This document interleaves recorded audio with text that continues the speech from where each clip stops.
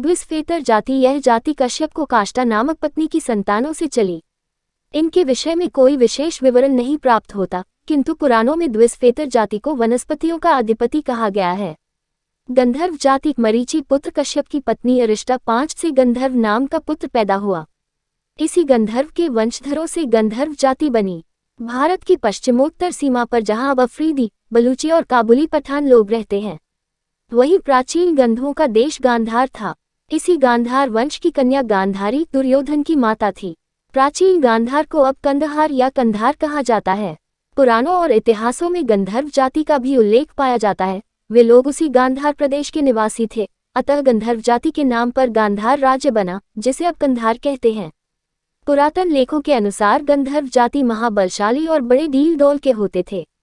इस बात की सत्यता का प्रमाण आज भी हमारे सामने सर्वविदित है कि साधारण व्यक्ति की अपेक्षा एक काबुली या काबुली पठान कितने बड़े डील डोल के होते हैं, और साधारण व्यक्ति की अपेक्षा उनमें शारीरिक शक्ति भी अधिक होती है। ये सभी विशेषताएं उस स्थान के जलवायु के कारण हैं।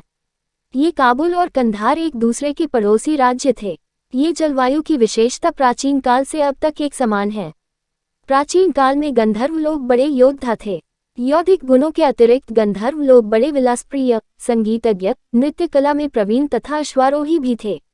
इंद्र के दरबार से लेकर पृथ्वी पर अनेक राज्यों में गंधर्वों का आवागमन रहता था। कालांतर में गंधर्व लोग पठानवंशी क्षत्रिय बन गए और महाभारत काल तक इनका प्रभाव शादी रोह आदि का सिलसिला आर्यों से बना रहा। ईसा की 5वीं शताब्दी बाद में ये लोग इस्लाम धर्म ग्रहण करके मुसलमान बन गए। जब ये लोग क्षत्रिय थे तभी चंद्रवंशियों की प्राचीन राजधानी प्रतिष्ठानपुर कुंसी से चंद्रवंश की शाखा जाकर पाठन क्षत्रियों में सम्मिलित हो गई। इस नई शाखा को पठान क्षत्रिय अपगण अर्थात बाद में आए हुए कहने लगे।